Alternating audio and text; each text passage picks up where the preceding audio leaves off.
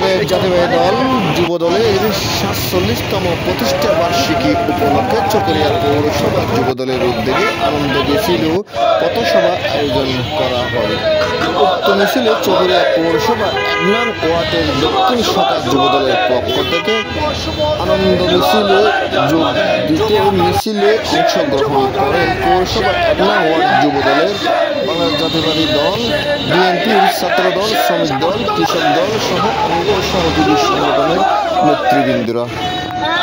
ওই সময় উপস্থিত ছিলেন অত্র ওয়ার্ডের বিএনপি সেক্রেটারি সভাপতি, যুব দলের সভাপতি সেক্রেটারি সহ অঙ্গ সহযোগী সংগঠনের প্রতিটি সদস্যবৃন্দরা একযোগে আনন্দ মিছিল ও পথসভায় অংশগ্রহণমূলক প্রাণবন্ত করে তোলেন।